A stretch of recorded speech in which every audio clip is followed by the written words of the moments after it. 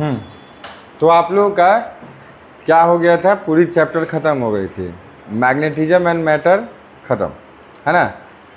तो अब क्या है, अब नेक्स्ट चैप्टर आपका है। अब मैंने क्वेश्चंस उस दिन बहुत सारा करा दिया, अब बाकी आप करें, दिक्कत है तो साइड से ऑफिस में पूछ सकते हैं या बाहर में पूछ सकते हैं, ठीक है। तो अभी आगे का है कौन सा चैप्टर, ईएमआई, ठीक है। तो देखो इधर, इलेक्ट्रोमैग्नेटिक इंडक्शन।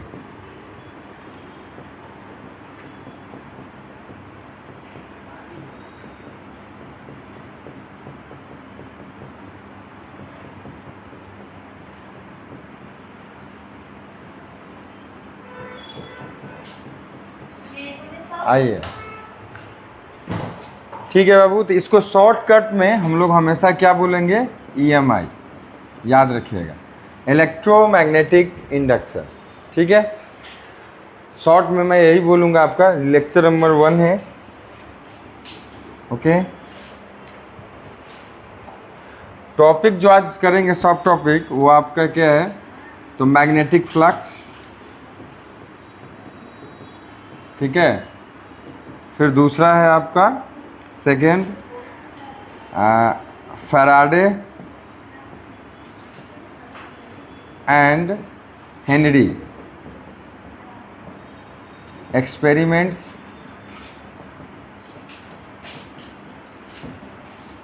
फिर ठीक है, फिर methods to changing the magnetic flux. तो बाबू ये सब अपना टॉपिक होगा जो आज कवर करने की कोशिश किया जाएगा, ठीक है। चलिए नेक्स्ट, तो शुरू करते हैं कौन सा चैप्टर, ईएमआई। अब समझो ईएमआई है क्या, हाँ, इलेक्ट्रोमैग्नेटिक इंडक्शन। हाँ, तो अब समझिए ध्यान से, जैसे इलेक्ट्रोमैग्नेटिज्म पढ़े थे ना, ये चैप्टर पढ़े थे इलेक्ट्रोमैग्नेटिज्म,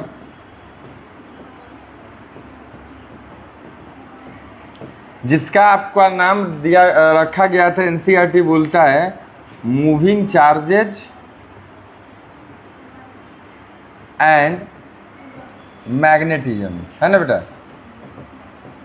ये आपका चैप्टर का नाम है जो हम लोगों ने डिटेल में पढ़ा था, ठीक है, जिसको आप ये भी चैप्टर के नाम से जानते हैं, मैग्नेटिक इफेक्ट ऑफ करंट।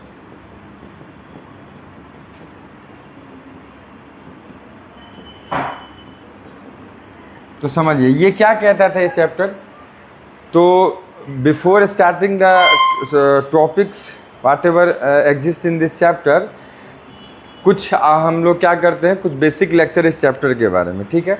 तो ये क्या कहता था कि मैग्नेटिक इफेक्ट ऑफ करंट, अगर किसी कंडक्टर से इलेक्ट्रिक करंट फ्लो होता है तो आपका क्या होता है, उसके चारों तरफ मैग्नेटिक फील्ड प्रोड्यूस होता है, मैग्नेटिज्म, जिसको इलेक्ट्रोमैग्नेटिज्म कहा जाता है। क्यों, क्योंकि मैग्नेटिज्म वो होता है due to the flow of electric current, जो बखूबी हम लोगों ने जो लास्ट चैप्टर पढ़ा उससे पहले वाले चैप्टर में मैंने आपको पढ़ा दिया है, ठीक है। तो अगर कहीं पर इलेक्ट्रिक करंट है तो आपका क्या है, उसके चारों तरफ मैग्नेटिज्म है, ठीक है, मैग्नेटिक फील्ड है, ओके। अब याद रखिएगा, नेचर का जो सिमेट्री है, मतलब रिवर्स भी ट्रू होगा। मतलब क्या, ये फिक्स है कि अगर इलेक्ट्रिक करंट था तो मैग्नेटिक फील्ड था, तो फिर मैग्नेटिक फील्ड होगा तो इलेक्ट्रिक करंट भी प्रोड्यूस होगा, ठीक है। अगर ये क्वेश्चन राइज होता है कि क्या रिवर्स भी ट्रू है, तो यस ट्रू है।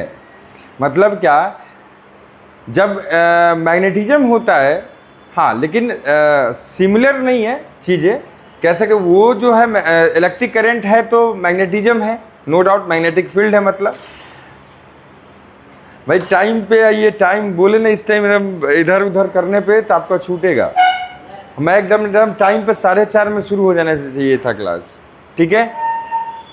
इधर देखिए, ये चैप्टर कहता था कि इलेक्ट्रिक करंट है तो चारों तरफ क्या है, मैग्नेटिक फील्ड है उसका, ठीक है। बट ये जो चैप्टर है ईएमआई, ये कहता है कि उसका रिवर्स प्रोसेस, रिवर्स फिनोमेनन है। क्या है कि अगर मैग्नेटिज्म है तो उससे क्या प्रोड्यूस हो सकता है, इलेक्ट्रिक करंट, ठीक है। बट ये जो इलेक्ट्रिक करंट प्रोड्यूस होता है कुछ अलग नेचर का होता है। ये कैसा होता है, तो ये आपका होता है, याद रखिएगा, ये कहीं ना कहीं वो कह सकते हैं कि आप डायरेक्ट करंट की तरह नहीं है, ये एक अल्टरनेटिंग करंट प्रोड्यूस करता है। पहले तो अल्टरनेटिंग ईएमएफ प्रोड्यूस होता है, मतलब जो वोल्टेज प्रोड्यूस होता है वो भी अल्टरनेटिंग होता है। अल्टरनेटिंग का मतलब ये होता है कि टाइम के साथ, टाइम के रिस्पेक्ट में मैग्नीट्यूड और डायरेक्शन दोनों इसका चेंज होते रहता है।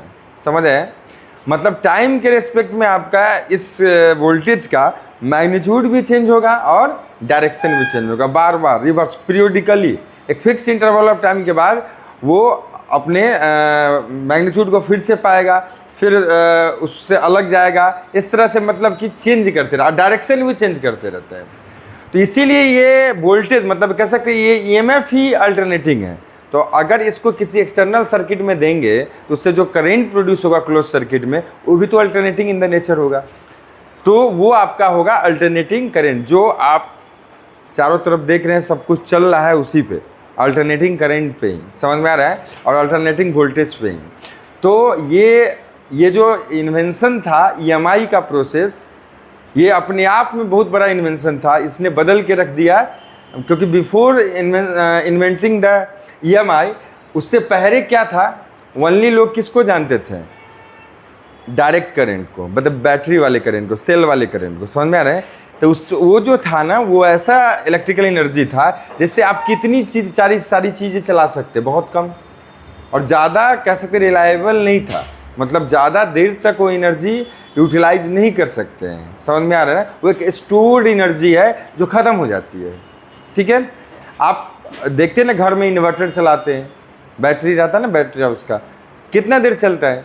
अगर कुछ अप्लायंसेस चला दीजिए तुरंत टेंटे बोलना शुरू हो जाता है। ये देखते हो ना इसका स्थिति क्या हो जाता है, यहाँ पे तो है ही।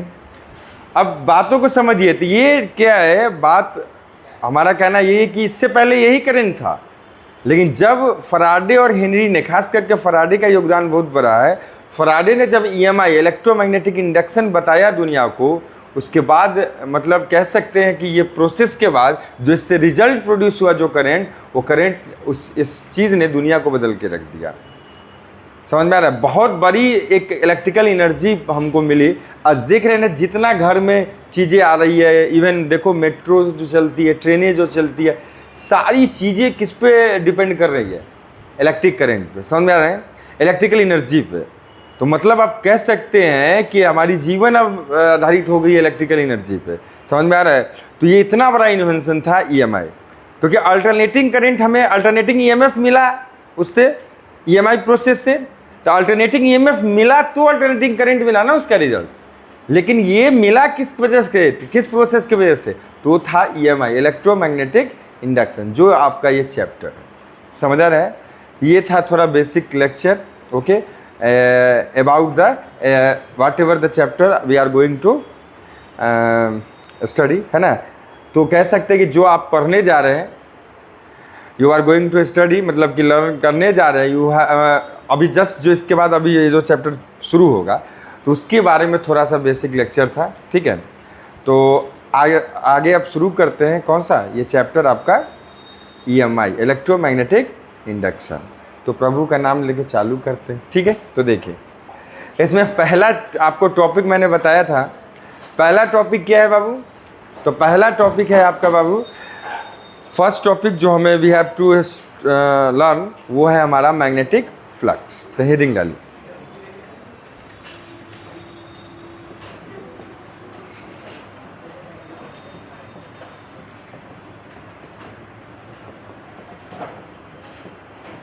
हाँ, बहुत सारे बच्चे होंगे इसमें जिनको याद होगा electric flux, I hope so. Electric flux electrostatics में पढ़ाया गया होगा। बताएं क्या था जल्दी से।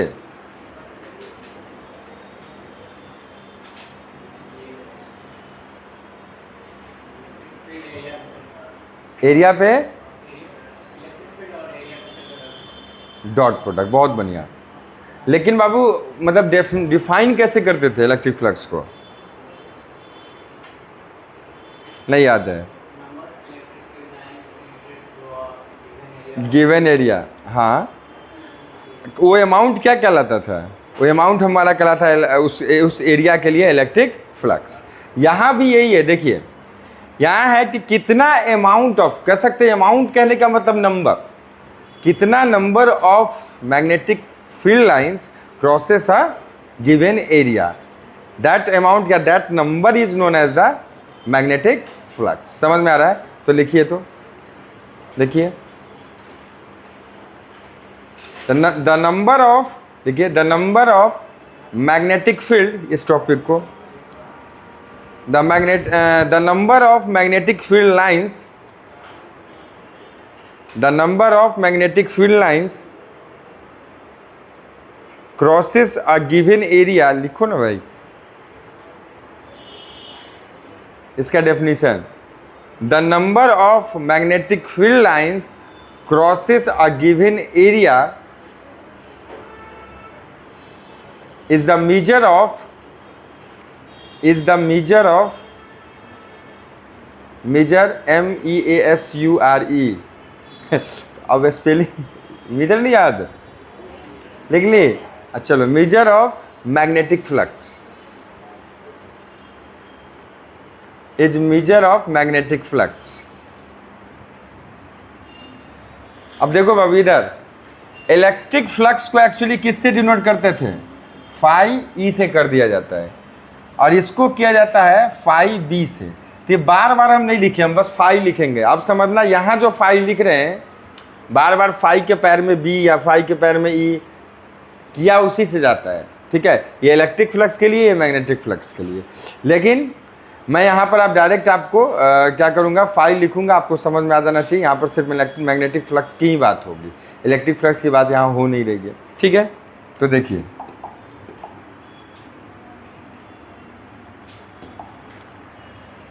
तो इसको फाई बी से डिनोट करते हैं, लेकिन आप यहाँ पर मैं फाई आपको बता दे रहा हूँ, फाई से ही करेंगे अपन। ठीक है, तो देखो अगर मान लीजिए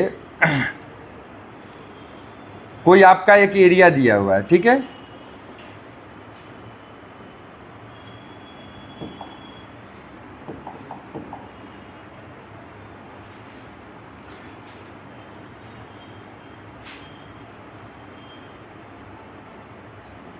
मान लीजिए कोई एरिया दिया हुआ है, इससे आपका मैग्नेटिक फील्ड लाइंस जो है क्रॉस होके बाहर जा रहा है इस तरफ। देखो मैं दिखा दे रहा हूँ, बस दो दिखा दिया हूँ, एक और दिखा देता हूँ आपको यहाँ पे। ठीक है, ये ऐसा कुछ मान लो ये मैग्नेटिक फील्ड लाइंस है, ऐसा मैग्नेटिक फील्ड है जिसका इंटेंसिटी कितना, या कह सकते हो मैग्नेटिक फ्लक्स डेंसिटी कितना है, वो वेक्टर भी है। ठीक है, तो ये जो आपका एरिया है, इसका एरिया वेक्टर सबको पता होगा। एरिया वेक्टर हम लोग ऐसा डालते हैं, है ना, कुछ एरिया वेक्टर ये, इसके साथ इसका एंगल जो है इस मैग्नेटिक फील्ड का, ये मान लिया थीटा। ठीक है, तो कितना मैग्नेटिक फ्लक्स इस एरिया से होकर क्रॉस हो रहा है, इसको हम कैसे डिनोट करें, कैसे मतलब कि मेजर करेंगे? तो फाई इक्वल टू होगा दो चीज़ों का क्रॉस प्रोडक्ट। किन किन चीज़ों का? तो मैग्नेटिक फील्ड का और एरिया का। एरिया मतलब एरिया वेक्टर, समझा ना?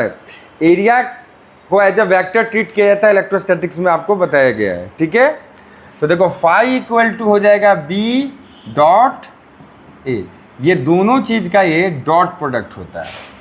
और याद रखना, इसी चीज़ को अगर आप तोड़ोगे तो कैसा आएगा, बी ए कॉस थीटा। ठीक है, वेयर याद रखना बी क्या है बाबू, बोलो? तो मैग्नीट्यूड ऑफ मैग्नेटिक फील्ड। तो मैग्नीट्यूड ऑफ मैग्नेटिक फील्ड, जिसे आप मैग्नेटिक फील्ड इंडक्शन भी बोलते हो या मैग्नेटिक फ्लक्स डेंसिटी भी बोलते हो। ठीक है, या मैग्नेटिक फील्ड इंटेंसिटी भी बोल सकते हैं, कोई दिक्कत नहीं है। ये क्या है? तो मैग्नीट्यूड ऑफ एरिया, एरिया का मैग्नीट्यूड बिल्कुल जानते हैं हम क्या होता है, कैसे भाई। जैसे मान लो ये एरिया को आप कैसे निकालोगे, लेंथ इंटू ब्रेथ, है ना। अगर सर्कुलर होता है तो कैसे निकालते हैं, पाई आर स्क्वायर, ठीक है। और थीटा जो है बेटा याद रखना, थीटा क्या है आपका, तो एंगल बिटवीन मैग्नेटिक फील्ड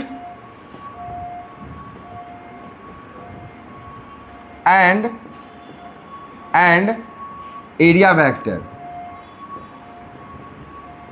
बहुत बच्चों के ये कंफ्यूजन रहता है कि एरिया जो प्लेन है ना, उसके साथ मैग्नेटिक फील्ड का एंगल कितना है, वो एंगल है थीटा। नहीं, एरिया वेक्टर के साथ कितना एंगल है, वो है एंगल आपका यहाँ पर थीटा, ठीक है।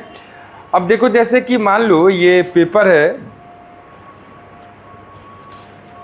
ये, ठीक है, इस एरिया से कितना मैग्नेटिक फील्ड लाइंस क्रॉस कर रहा है, ये पैरामीटर ही बताता है इस एरिया के लिए क्या, मैग्नेटिक फ्लक्स का वैल्यू, ठीक है।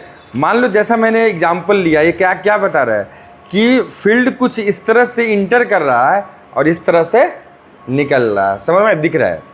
अब एरिया वेक्टर कैसे लेते थे याद करो, इलेक्ट्रोस्टैटिक्स में एरिया वेक्टर हमेशा इस पर परपेंडिकुलर होता है, या तो ये नहीं तो ये, और हम चूज वो करते हैं उस टाइम जिधर हमें ज़रूरत होती है। जैसे इधर फील्ड निकल रही है तो इधर का एरिया वेक्टर लेंगे, समझ में आ रहा है। तो एरिया वेक्टर के साथ इसका फील्ड मान लो ऐसा है, एरिया वेक्टर ऐसा है, तो एंगल दोनों के बीच का क्या है, थीटा, समझ रहे हैं। तो इन दोनों का डॉट प्रोडक्ट, मतलब इस एरिया वेक्टर और मैग्नेटिक फील्ड वेक्टर दोनों के बीच का डॉट प्रोडक्ट होता है हमारा इस एरिया के लिए मैग्नेटिक फ्लक्स का वैल्यू, ठीक है। अब एक चीज बताओ, डॉट प्रोडक्ट देता क्या है, स्केलर या वेक्टर, स्केलर, इतना सोचना क्या है, स्केलर। तो स्केलर देता है मतलब क्या, इसका मतलब ये है कि फ्लक्स आपका कैसा फिजिकल क्वांटिटी है, स्केलर फिजिकल क्वांटिटी है, जिसका कोई डायरेक्शन नहीं होगा, सिर्फ एक वैल्यू होगा। तो नो डाउट किसी भी डेफिनेशन ही क्या कहता है, किसी एरिया से कितनी फील्ड लाइंस क्रॉस कर रही है, ये जो इसका जो मेजरमेंट है, इसका जो कह सकते हो कि ये जो पैरामीटर है, ये डिसाइड करता है कि कितना मैग्नेटिक फ्लक्स उस एरिया के लिए होगा। तो कहने का मतलब कितनी फील्ड लाइंस गुजरेगी, ये तो नंबर ही होगा ना, ये तो एक नंबर होगा, उसमें क्या कोई डायरेक्शन थोड़ी होगा, ठीक है। तो याद रखिएगा, मैग्नेटिक आपका flux is a scalar physical quantity,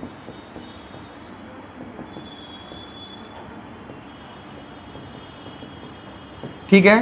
जरा इसका यूनिट बता दो तो बाबू, बी और ए का गुना है, मतलब क्या, डॉट प्रोडक्ट है ना, प्रोडक्ट ही है, टेस्ला मीटर स्क्वायर, समझ में आ रहा है। तो यूनिट हो जाता है इसका किसका, फ्लक्स का, टेस्ला मीटर स्क्वायर, ठीक है, जिसको एक नाम से हम जानते हैं वेबर। किस नाम से जानते हो, वेबर, वेबर WB से डिनोट करते हैं, ठीक है। तो यहाँ से एक चीज़ और देखो, यहाँ लिखते हैं, चलो इधर लिख देते हैं, आपका वेबर क्या है, वेबर इक्वल टू आप कहते हैं टेस्ला मीटर स्क्वायर, ये बोलते हो ना। तो टेस्ला इक्वल टू क्या बोल सकते हो, वेबर बाय मीटर स्क्वायर, या कह सकते हो इसको, इसी चीज को क्या आप वेबर, इसी चीज को कह सकते हैं वेबर पर मीटर स्क्वायर। मतलब क्या, मैग्नेटिक फील्ड का ऐसा यूनिट टेस्ला तो है ही, वही उसी को कहा जाता है एक और नाम से, क्या, वेबर पर मीटर स्क्वायर। किसी न्यूमेरिकल में आप देखेंगे कि आपको मैग्नेटिक फील्ड का जो ऐसा यूनिट देगा वो वेबर पर मीटर स्क्वायर दिया रहेगा। अब वो भी इसका ऐसा मतलब टेस्ला ही है, वो याद रखना है इसको, ठीक है। तो इसलिए घबराना नहीं, उसको चेंज करने की ज़रूरत नहीं है, समझ में आ गया। तो सारी बातों को अब आप लिख लें, और क्या।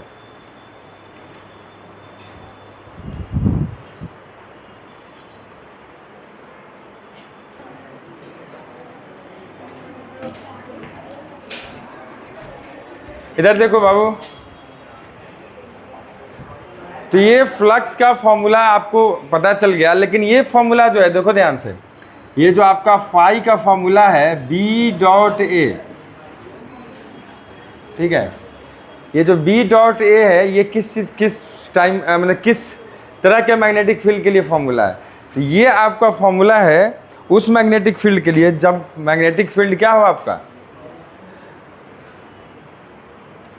जब आपका मैग्नेटिक फील्ड कांस्टेंट हो। ठीक है, मैग्नेटिक फील्ड कैसा हो, कांस्टेंट हो। अगर वेरिएबल होगा तो क्या करेंगे, मैग्नेटिक फील्ड भी वेरी करता है कि ना, किसी चीज़ पे डिपेंड कर सकता है। ठीक है, याद रखिएगा this formula for magnetic flux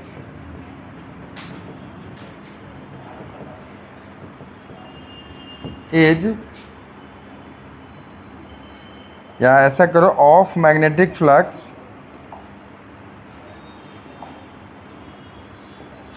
is for constant magnetic field.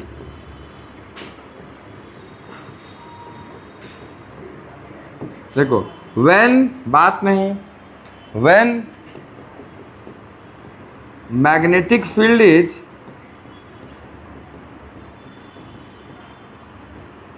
variable, then the magnetic flux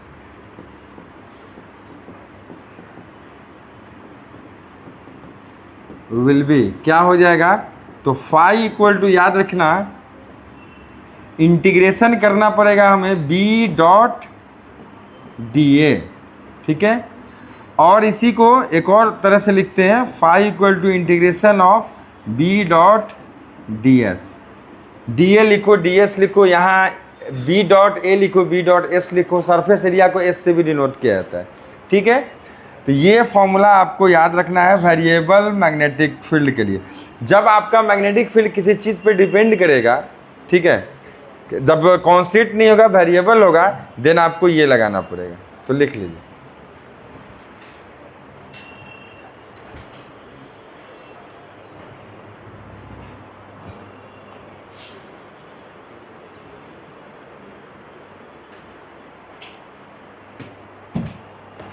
अब देखिए यहाँ पे तो पता चल गया हमें कि जब कांस्टेंट मैग्नेटिक फील्ड होगा तो मैग्नेटिक फ्लक्स हम कैसे निकालेंगे। फिर आया है कि वेरिएबल मैग्नेटिक फील्ड होगा तो फिर मैग्नेटिक फील्ड कैसे निकालेंगे। ठीक है, अब इसका स्पेशल केसेस देख लेते हैं। तो देखो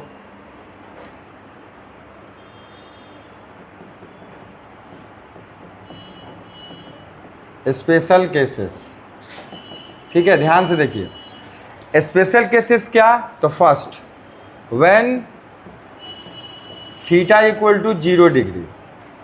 ठीक है, थीटा आपका 0 डिग्री है, तो ध्यान से देखो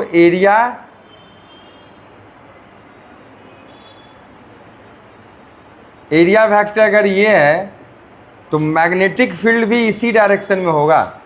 समझ आ रहा है, मैग्नेटिक फील्ड भी सारा इसी डायरेक्शन में होगा। एक जगह हम डिनोट कर दिए, ज़्यादा नहीं बना रहे हैं, आप समझ जाओ। दोनों का डायरेक्शन सेम होगा।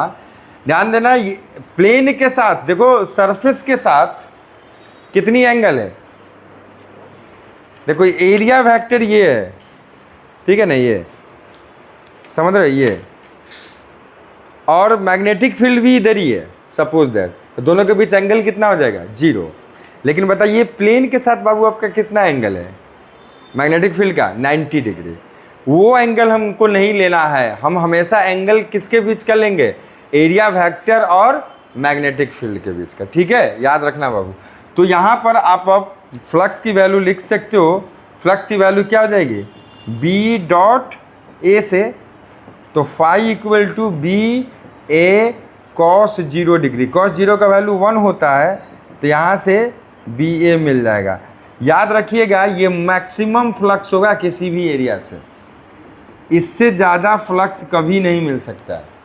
सबसे ज़्यादा तुम खुद सोचो, फ्लक्स का डेफिनेशन क्या है कि कितना मैग्नेटिक फील्ड लाइन इसको क्रॉस कर जाता है। तो सबसे ज़्यादा क्रॉस कब करेगा, जब मैग्नेटिक फील्ड के साथ इसका प्लेन का एंगल क्या हो, 90 डिग्री। सबसे ज़्यादा क्रॉस करेगा, आर पर करेगा। समझ में आ रहा है ना, तो इसीलिए, और वो होगा कितना, तो बी ए, समझ में आया, और मैक्सिमम फ्लक्स होगा इस समय।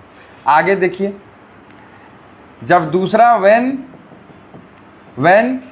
थीटा इक्वल टू 180 डिग्री, थोड़ा इसको भी देख लेते हैं। तो जैसे 180 डिग्री अगर एंगल हो थीटा का तो मतलब एंगल होगा दोनों के बीच का, मैग्नेटिक फील्ड और एरिया वेक्टर के बीच का। तो जैसे देखो एरिया वेक्टर इधर है, अगर मैग्नेटिक फील्ड इधर है, अगर ऐसा आप ले रहे हो तो एंगल हो जाएगा इस बार आपका 180 डिग्री, और फ्लक्स कितना हो जाएगा, तो डायरेक्ट लिखो ना बी ए, यहाँ भी होगा ये बी डॉट ए, ठीक है।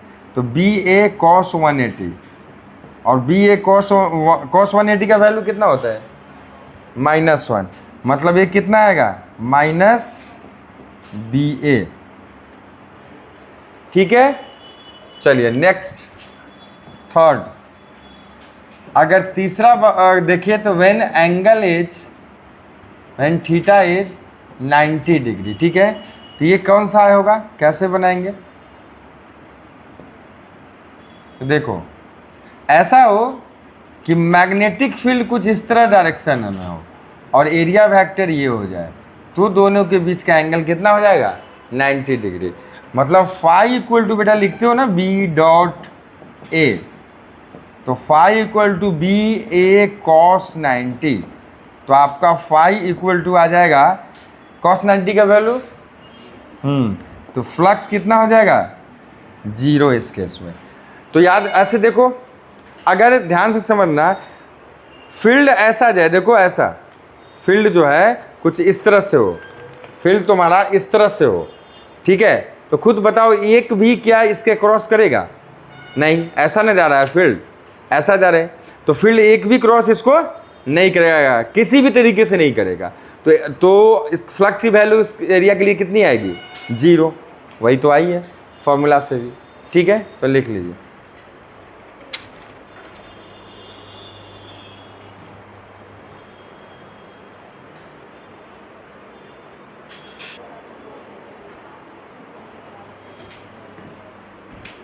देखो जरा फ्लक्स का ये एरिया वेक्टर का एक बार थोड़ा सा हम रिवीजन करा दे रहे हल्की, ताकि आप न्यूमेरिकल्स में लगा पाएँ या बना पाएँ। देखो कैसा, जैसे मान लो ये कोऑर्डिनेट सिस्टम है, ठीक है, ये x है, ये y है, और बेटा ये z है।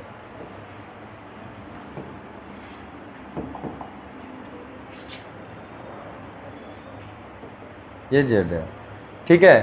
तो अगर मान लो कोई एरिया इस प्लेन में है, किस में, ओहो,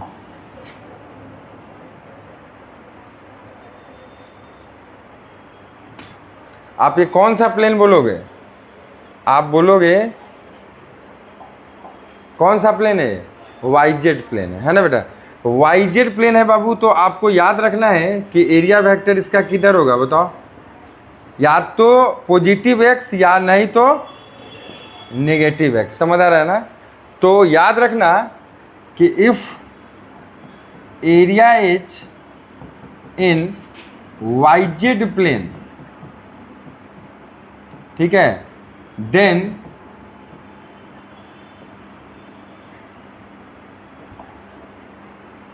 एरिया वेक्टर का जो आपका क्या होगा, यूनिट वेक्टर है ना, ए कैप किस डायरेक्शन में होगा, ए कैप विल इन, बोलो, प्लस आई कैप और माइनस आई कैप, यही ना होगा, ठीक है। चलो पहला ये देख लिया, दूसरा ज़रा देखते हैं। दूसरा क्या, अगर मान लो कोई एरिया, अब मैं डायरेक्ट लिख रहा हूँ, चलो थोड़ा कोऑर्डिनेट के साथ ही लिख देते हैं, कोई दिक्कत नहीं। देखो x y और इधर z, ये बताओ तो किस प्लेन में है, एक्स वाई प्लेन में, एक्स वाई प्लेन में। तो बाबू एरिया वेक्टर बताओ, या तो डॉट होगा या फिर, अरे बोलो, या तो क्रॉस होगा, है ना। तो डॉट या क्रॉस बताओ, इस प्लेन का बाहर या अंदर, ये कौन सा एक्सिस है, यही ना है, ये जेड एक्सिस है, समझ आ रहे हैं। तो अगर आप लिखोगे क्या यहाँ पर कि इफ एरिया इज इन कौन सा प्लेन, XY प्लेन,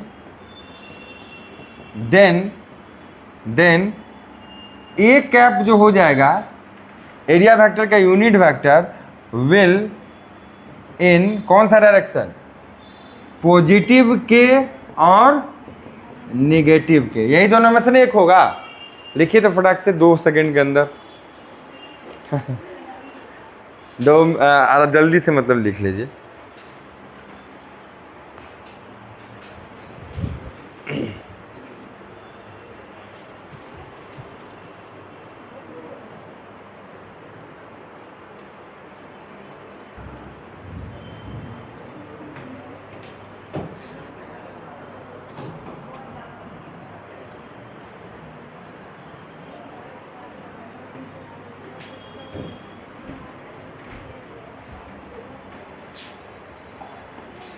देखो अगर यही एरिया वेक्टर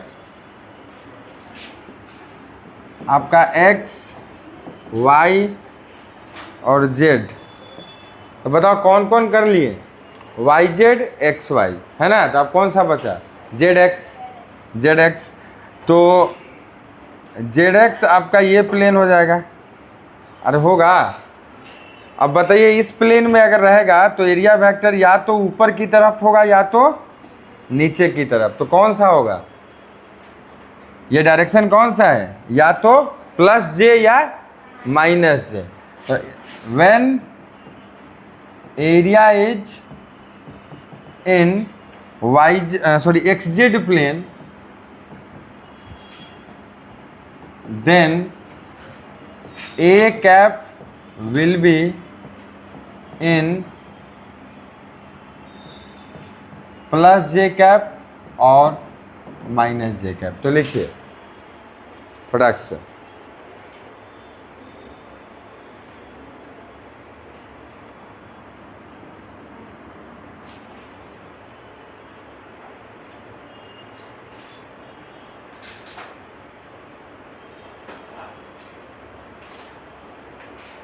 एक्चुअली ये यहाँ नहीं पढ़ाना था, ये तीनों बातें जो बताया हूँ ये ऑलरेडी पढ़े हुए रहते हैं बच्चे, एक बार रिवाइज करा दिया हूँ आपको ताकि न्यूमेरिकल में आप लगा पाएँ।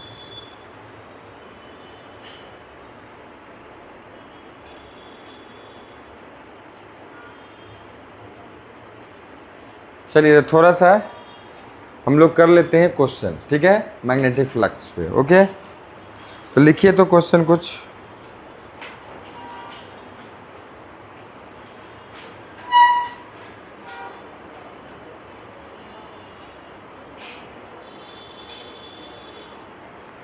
लिखो तो बाबू।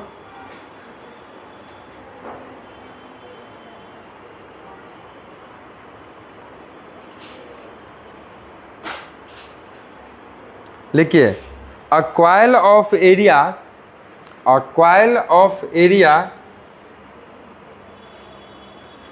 एरिया वेक्टर का दिया गया है, वेक्टर के फॉर्म में, vector A = 2i cap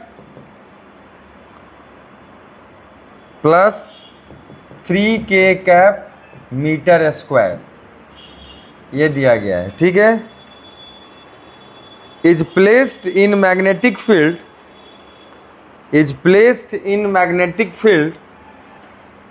vector B = 2i cap plus 3j cap plus 4k cap, इतना टेस्ला, ठीक है। Then find out flux passing from this coil, then find out flux passing from this coil, then find out the flux passing through this coil. Please बनाइए, अभी just देखते हैं कौन कौन बच्चा बना पाता है।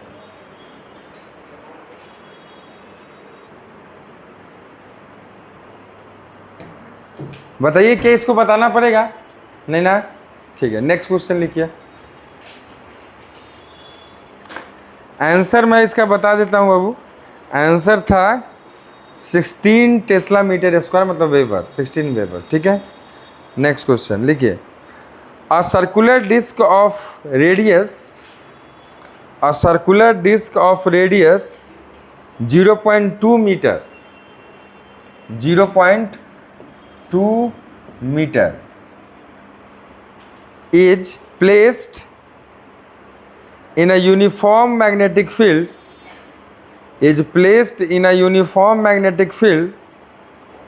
of induction 1/pi, ठीक है, weber per metre square, in such a way that its axis makes an angle of 60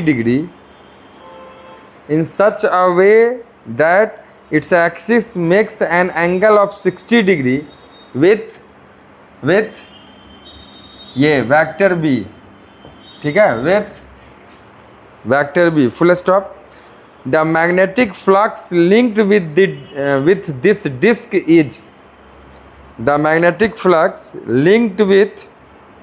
this disk is option A है बेटा आपका 0.08 वेबर, ऑप्शन बी है बाबू आपका 0.01 वेबर,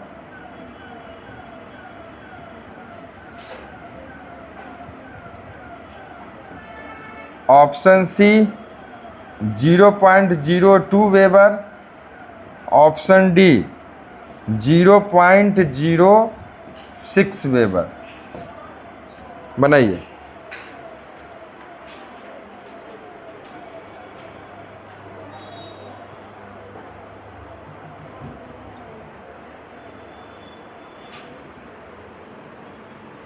इधर देखिए सब लोग, इस क्वेश्चन को सॉल्व करने के लिए देखो तुम्हें वही लगाना था, flux equal to B dot A, ठीक है, तो बी ए कॉस थीटा, ठीक है, तो बी बताइए कितना दिया हुआ 1/पाई है ना, एरिया क्या होता है सर्कुलर लूप दिया हुआ है ना, तो पाई आर स्क्वायर, ठीक है बाबू, और कॉस कितना दिया हुआ है 60 डिग्री, यही ना 60 डिग्री है ना, तो पाई से पाई कैंसल, आपका फाई इक्वल टू आ गया आर स्क्वायर कॉस 60। तो आर कितना, आर का रेडियस दिया हुआ है ना, कितना दिया हुआ है 0.2, हाँ, तो 0.2 का स्क्वायर हो जाएगा इंटू कॉस 60 का वैल्यू 1/2, ठीक है, तो यहाँ से सॉल्व कर लो, कितना आ जाएगा, ये आ जाएगा 0. गुना कर दो ना 0.4, 0.04, दो इधर कर दो, हट सही है, इंटू 1/2, ये काट दो यहाँ से, तो कितना आ जाएगा 0.02, ठीक है, तो phi equal to 0.02 weber, option आपका सी इज द राइट, ठीक है, तो लिख लो फटाक से जिनसे नहीं हुआ था।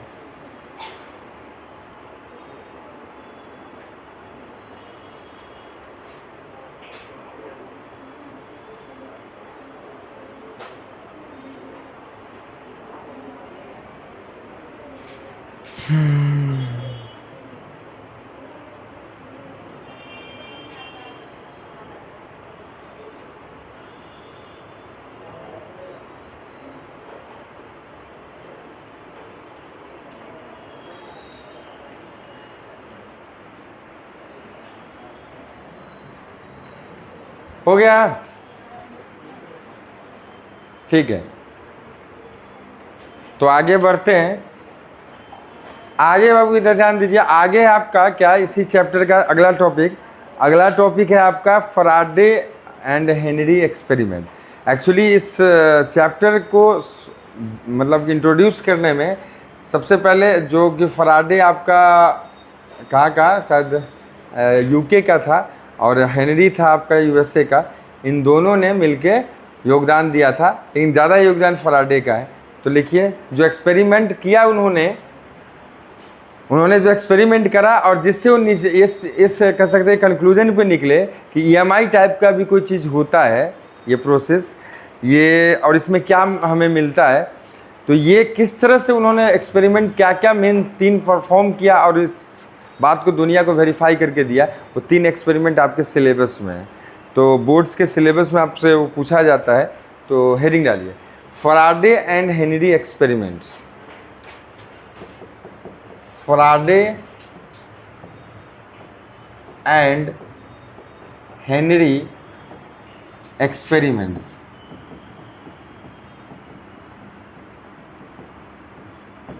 एक्सपेरिमेंट्स इसलिए बेटा कि ध्यान दो कि आपका यहाँ पर एक से अधिक एक्सपेरिमेंट है, मतलब 3 है जो हमें पढ़ने हैं, ठीक है। तो इसलिए एक्सपेरिमेंट्स एक नहीं है। तो एक्सपेरिमेंट नंबर फर्स्ट, ठीक है, ये क्या उन्होंने बताया, ध्यान दो। फराडे और हेनरी साहब ने पहला अपना एक्सपेरिमेंट में क्या बताया, ध्यान से समझना। इन्होंने ये देखा कि एक कॉइल है,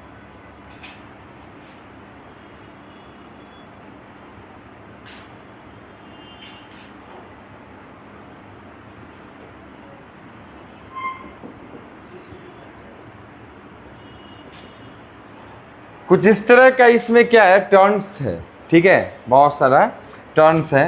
मैं ज़्यादा टर्न नहीं बनाने जा रहा, बस समझ में आना चाहिए, इतना बना दिया हूँ। और इस टर्न के थ्रू और एक कह सकते कनेक्टिंग वायर से गैल्वेनोमीटर को उन्होंने जोड़ दिया। अब मत कहना कि गैल्वेनोमीटर क्या है, मैंने मूविंग चार्ज एंड मैग्नेटिज्म में अच्छे से पढ़ा दिया है गैल्वेनोमीटर क्या है। बताएगा कोई गैल्वेनोमीटर क्या करता था? नहीं बताया था सबको बहुत मार पड़ेगी, जल्दी बताओ। करंट मेजर करता था, कैसा करंट? हाँ, स्मॉल अमाउंट ऑफ, मतलब स्मॉलर करंट, वीक करंट को, है ना, सेंस करता था। अब देखो बाबू, मतलब कि बहुत सेंसिटिव होता है, याद है ना, सेंसिटिविटी भी निकाले थे, करंट सेंसिटिविटी, वोल्टेज सेंसिटिविटी दोनों निकाले थे इसका। तो यार ध्यान से समझिए, इन्होंने क्या किया कि इस कॉइल को रख के और यहाँ एक बार मैग्नेट को पास में लाकर, जिसका नॉर्थ और साउथ है, ध्यान से समझो, इसको इस तरफ इन्होंने मूव करना शुरू करा, यहाँ से लाते गए पास में इस कॉइल के, ठीक है। इन्होंने ये देखा कि जब पास ला रहे हैं ना, तो गैल्वेनोमीटर में सडन डिफ्लेक्शन आ रहा है। गैल्वेनोमीटर मतलब जीरो पॉइंटर से, पॉइंटर जो है जीरो से, या तो राइट साइड मान लो, सपोज दैट कि जब पास ला रहे हैं तो राइट साइड में डिफ्लेक्शन शो कर रहा है, मतलब करेंट तो है, कहीं ना कहीं इसमें करंट फ्लो हो रहा है भाई, करंट फ्लो हो रहा है तभी तो सडन डिफ्लेक्शन शो कर रहा है, अदरवाइज क्यों करता, नहीं करता, समझ रहे। तो फिर इन्होंने क्या किया कि इन लोगों ने इसको दूर ले गया। जब दूर ले जा रहे हैं तो ये देख रहे हैं कि अगर मान लो जैसे कि जब पास ला रहे हैं तो राइट साइड में डिफ्लेक्शन था, तो जब दूर ले जा रहे हैं तो किधर है, लेफ्ट साइड में, उल्टा डायरेक्शन में डिफ्लेक्शन शो हो रहा है। तब इन्हें ये लगा कि कहीं न कहीं बार मैग्नेट और इसके, मतलब फर्स्ट ऑफ ऑल इन्होंने इसको कांस्टेंट रखा, इसको मूव करा, बाद में इसको कांस्टेंट रखा, इसी पूरी सिस्टम को ही मूव कर दिया, तब भी ये काम हो रहा है, तब भी ये काम सेम चीज़ प्रोसेस हो रहा है कि पास जाते समय अगर राइट में तो दूर जाते समय लेफ्ट में, कुछ इस तरह की चीज़ें आ रही है। तब ये निष्कर्ष पर निकले कि कहीं ना कहीं अगर दोनों के बीच रिलेटिव मोशन जो हो रहा है, तो इसके वजह से कहीं ना कहीं क्या है, हमारा ईएमएफ इसमें इंड्यूस्ड हो जा रहा है, और इसके वजह से जो क्लोज सर्किट है, इसके वजह से इसमें करंट, उसी वो ईएमएफ की वजह से, कहीं अगर वोल्टेज लगाओगे, पोटेंशियल डिफरेंस तुम लगाओगे तो करंट तो जाएगा, अगर सर्किट क्लोज है तो करंट फ्लो होना शुरू हो रहा है। इनका कहना है, माना मतलब अभी तक ये इसी निष्कर्ष पर निकले ये करने के बाद कि ये शायद ऐसा हो रहा है, ठीक है।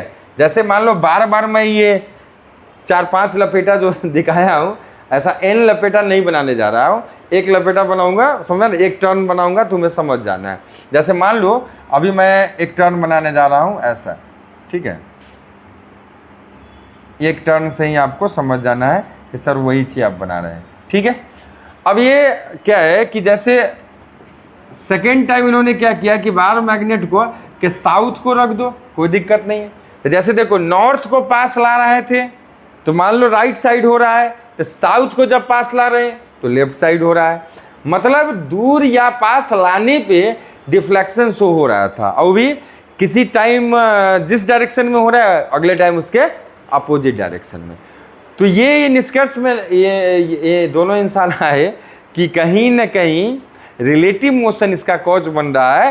रिलेटिव मोशन की वजह से क्या हो रहा है, ईएमएफ इंड्यूस्ड हो जा रहा है क्लोज कॉइल में, ठीक है, सॉरी सर्कुलर कॉइल में, और ईएमएफ की वजह से जो सर्किट अगर क्लोज्ड है तो क्या इंट्रोड्यूस हो रहा है, करंट, ठीक है, जिसके वजह से गैल्वेनोमीटर सडन डिफ्लेक्शन शो कर रहा है।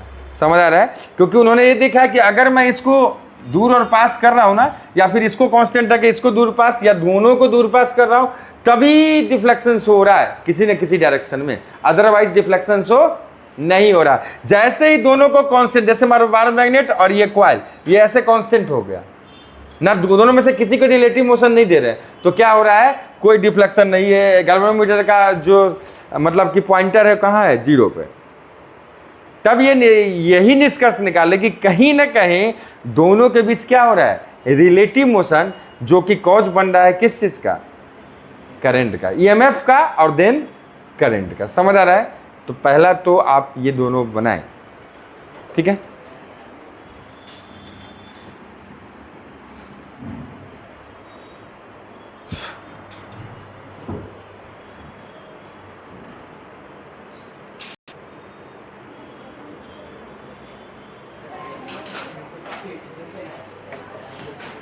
तो यहाँ से आगे एक्सपेरिमेंट नंबर 2, 3 ये सब कल करेंगे, ठीक है, और इसी तरह से फिर सिलेबस आगे बढ़ता जाएगा। ओके, तो चलिए।